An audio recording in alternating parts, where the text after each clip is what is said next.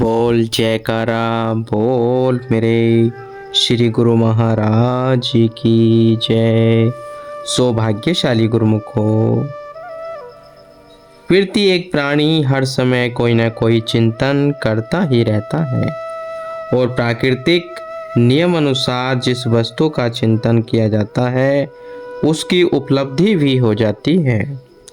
अब विचार यह करना है कि किस वस्तु का चिंतन किया जाए और किस से सुख की प्राप्ति होगी और कौन सी वस्तु आनंददायक है। प्राय संसारी जीव तो हर समय सांसारिक पदार्थों तथा अपने मित्र संबंधियों का ही चिंतन करते हैं जो नाश्वर एवं क्षणभंगुर है और उनका परिणाम भी दुखदायी है। उन्हें इस बात का ज्ञान ही नहीं होता कि हमारी मांग या तलब गलत है तथा न ही वे यह जानते हैं कि ये इच्छाएं हमें मंजिले मकसूद को पाने में अड़चन डालेंगी अथवा दुखों की सामग्री एकत्र कर रहे हैं। प्राकृतिक तो सुख एवं दुख दोनों का ही वितरण कर रही है। यह जीव के अपने हाथ में है कि वह किस वस्तु को प्राप्त करने के साधन जुटाए अथवा सुख की प्राप्ति कैसे करे, क्योंकि नीति के नियम तो अटल होते हैं। मनुष्य जिस वस्तु की ख्वाहिश वह लगन रखेगा वही उसको प्राप्त होगी। एक बार वैकुंठ धाम में विष्णु भगवान शेषनाग की सैया पर विश्राम कर रहे थे और लक्ष्मी जी उनके चरण दबा रही थी। चरणों की सेवा करते करते उनकी दृष्टि संसार के जीवों की दुखी अवस्था पर जा पड़ी। कोई तन से दुखी तो कोई मन से और कोई बेचारे उदार पूर्ति के कारण दर दर भटक कर परेशान हो रहे हैं। संसारी जीवों की एक ऐसी दीन दशा देखकर लक्ष्मी को अति करुणा हो आई और गहरी सोच में पड़ गई। भगवान तो प्रत्येक की पल पल में परिवर्तित होने वाली मन स्थिति को जानते हैं। उन्होंने मुस्कुराते हुए लक्ष्मी जी से पूछा कि तुम इस समय क्या सोच रही हो।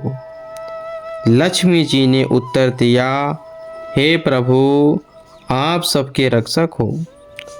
आपके भंडार में किसी भी वस्तु का अभाव नहीं है। आप ही सबके दाता व पालनहार हैं।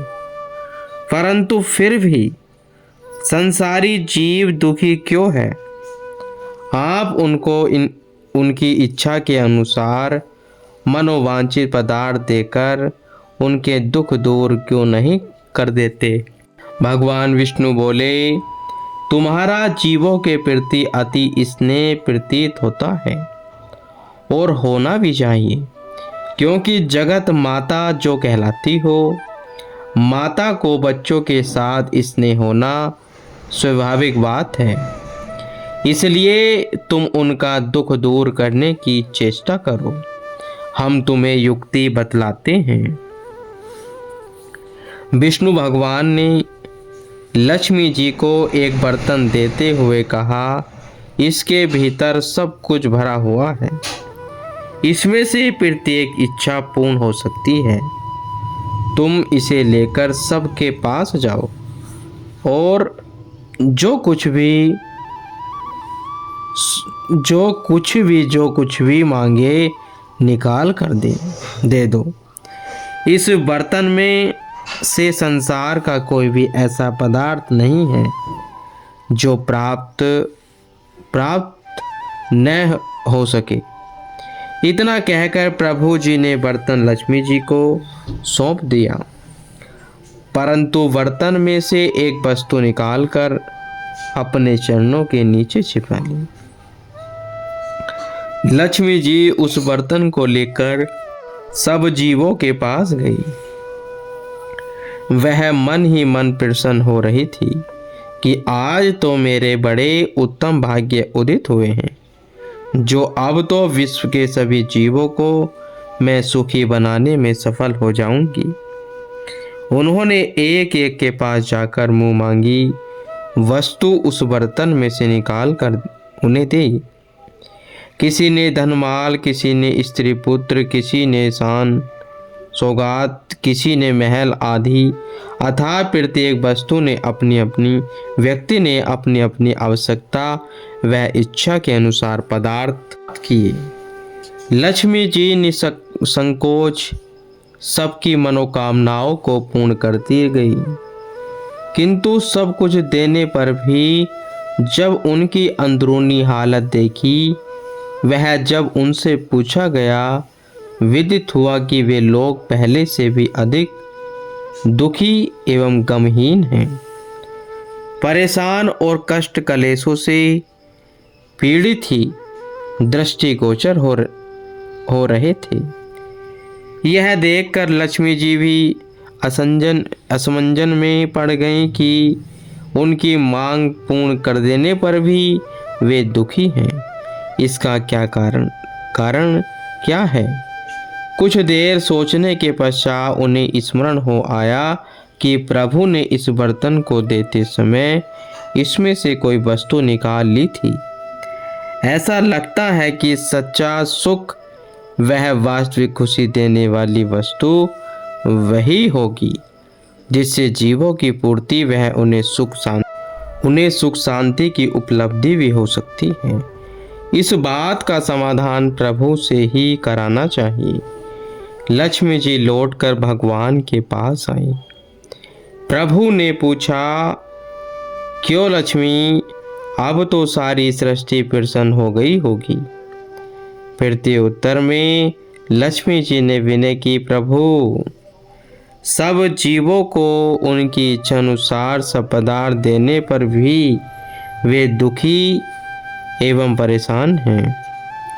इससे यह विदित होता है कि सुख देने वाली जो असली वस्तु थी, वह आपने इस बर्तन में से पहले ही निकालकर श्री चरणों के नीचे रख ली थी। भगवान विष्णु मुस्कुराकर बोले, लक्ष्मी जी, अगर इन पदार्थों से मनुष्य को सुख मिलता तो संसार में कोई भी व्यक्ति दुखी दिखाई नहीं देता। इन पदार्थों में सुख कहाँ है? सुख तो केवल मेरे चरणों की भक्ति में है।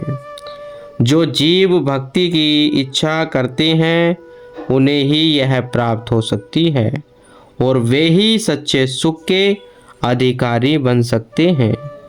से संसार, धन, ऐश्वर्य एवं पदार्थों की इच्छा रखने वाले व्यक्ति सच्चे सुख की प्राप्ति कदापि नहीं कर सकते। दिन रात मनुष्य का तन और मन दोनों ही क्रियाशील रहते हैं, परंतु स्थायी सुख को हस्तगत नहीं कर पाते। इसका मूल कारण यही है कि वे सुख देने वाली मालिक की भक्ति को पाने की चेष्टा नहीं करते। इसलिए महापुरुष बार बार जीव को चेतावनी देते हैं कि तू अपने समय की कदर करके अपने कर्तव्य की पहचान कर अथवा मालिक की भक्ति कर। अपनी असली धन को एकत्र कर, उससे वंचित रहकर दुखी वह कंगाल मत हो।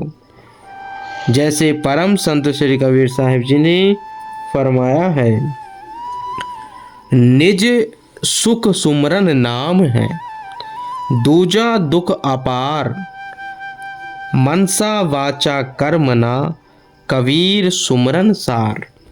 संसार और संसार की सकल रचना प्रभु ने मनुष्य के लिए ही की है, उसका उपयोग करना भी है, किंतु युक्ति पूर्वक ही करना है। संत महापुरुष भी जीव को हर तरह समय चेतावनी देते हुए फरमाते हैं कि अपने लक्ष्य को हर समय अपने सामने रखो। दो बातन को भूल मत, जो चाहे कल्याण, नारायण एक मौत को दूचे श्री भगवान। यदि अपना कल्याण चाहते हो तो दो बातों को सदैव स्मरण रख। प्रथम, मृत्यु को, जिसकी गोद में प्रत्येक व्यक्ति को सोना है। द्वितीय, मालिक का सच्चा नाम, जिसके बिना मनुष्य का जीवन व्यर्थ है। इन दोनों मृत्यु वह प्रभु को अगर जीव सदैव स्मरण रखेगा तो मालिक की बंदगी करना कभी नहीं भूल सकता। और जिसको निरंतर भजन अभ्यास की आदत पड़ जाती है उस पर मोह माया आदि नहीं व्याप सकती। ग्रंथों शास्त्रों में इस प्रकार के अनेक प्रमाण मिलते हैं।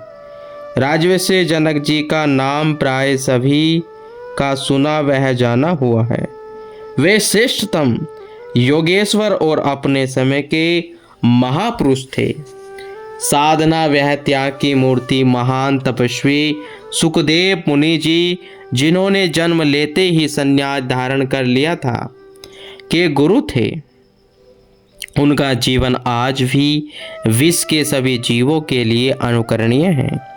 किंतु उनके मंत्री को ही एक बार संशय हुआ कि महाराज स्वयं को जनक विदेही कहलाते हैं, जबकि वे हर समय मोह माया में आसक्त हैं और हर प्रकार के सुख ऐश्वर्यों के पदार्थों का उपभोग भी हम जीवों के भांति ही कर रहे हैं।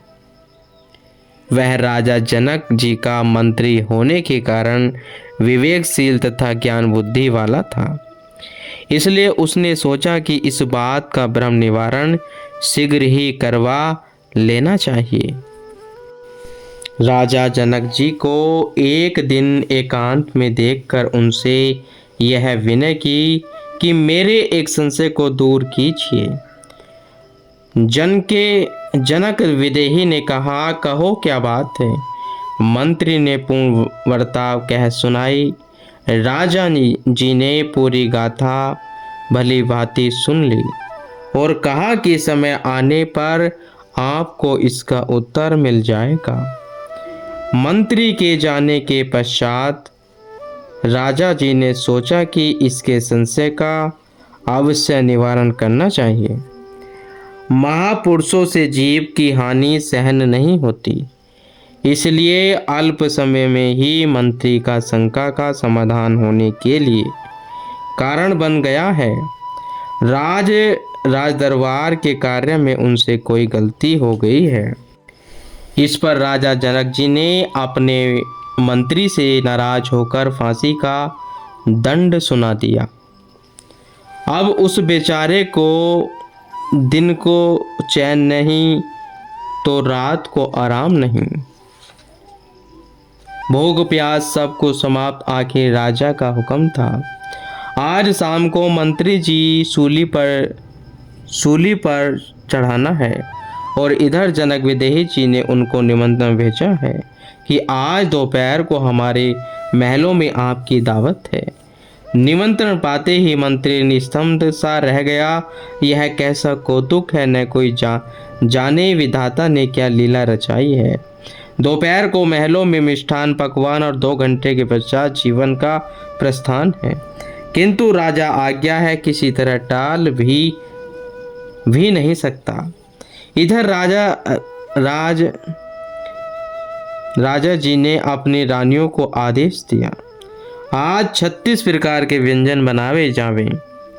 खूब ही स्वादिष्ट हो, परंतु मीठे वस्तुओं में शक्कर न हो, सब्जी अथवा नमकीन पदार्थों में नमक न हो। रानियां आश्चर्यचकित हो गए, किंतु बाद में समझ आ गई कि आज महाराज ने किसी की परीक्षा लेनी होगी या किसी को कोई नसीहत देनी होगी। दोपहर हो गई है, भोजन भी तैयार हो गया। मंत्री जी बैठे मौत की घड़ियां गिन रहे थे कि राजपूत बुलाने पहुंचा गया और राजा आज्ञा पाते ही महल में पहुंच गए। आज राजा ने अपने साथ अपने मंत्री को भोजन कराया। भोजन कर लेने के पश्चात राजा ने मंत्री से पूछा, कहो भाई, भोजन कैसे लगा? मीठा, तीखा, नमक आदि ठीक था? किसी वस्तु की कमी तो नहीं थी? मंत्री ने कहा, महाराज, मुझे तो यह भी नहीं मालूम था कि मैं कहाँ बैठा हूँ और क्या खा रहा हूँ। कहाँ मीठा तीखा और कहाँ नमक वह स्वाद। यहाँ तो आंखों के आगे फांसी का तख्ता ही घूम रहा है। मैंने तो आपकी आज्ञा का पालन किया है, वरन मेरे ख्यालों में तो इस समय मृत्यु का ही चित्र बन रहा है कि अभी 1.5-2 घंटे के पश्चात मेरा यहाँ नामो निशान भी नहीं नजर आएगा। इस समय मुझको काल की गोद के अतिरिक्त न कोई नजर आ रहा है और न ही किसी पदार्थ का स्वाद अथवा रस पता चल रहा है। राजा महर्षि जनक जी ने कहा, बस यही तुम्हारे प्रश्न का उत्तर है। आज तुम्हें अपनी मृत्यु की चिंता में सब पदार्थों को ग्रहण करते हुए भी उनमें से कोई रसा अनुभूति नहीं हुई। मैं तो हर समय, हर पल, हर घड़ी मृत्यु को स्मरण रखता हूँ। मैं सब कार्य व्यवहार तो सर्वसाधारण के समान करता हूँ। मेरे कार्यकलापों को देखकर जनसाधारण यही सोचते हैं कि मैं संसार के ऐसो इशरत के बंधन में बंधा हूँ, किंतु वास्तव में ऐसा नहीं है। सर्वसाधारण के भांति कार्य व्यवहार करता हूँ। मैं जगत में अनुरक्त नहीं। रूप सौंदर्य की चकाचौंध करने वाले चमकदार व भोगैश्वर्यों की मोहक सामग्रियों का मुझ पर प्रभाव नहीं पड़ता। इसी भांति संसार में रहता हुआ संसार से निर्लिप्त हूँ। महापुरुष फरमाते हैं कि शरीर से चाहे कार्य व्यवहार करते रहो, लेकिन अंतर मन से मालिक का नाम का सुमरण करो और अपना ध्यान उनके चरणों में ही रखो, तो आपके जीवन का उद्धार हो जाना 100% सत्य है गुरुमुखो।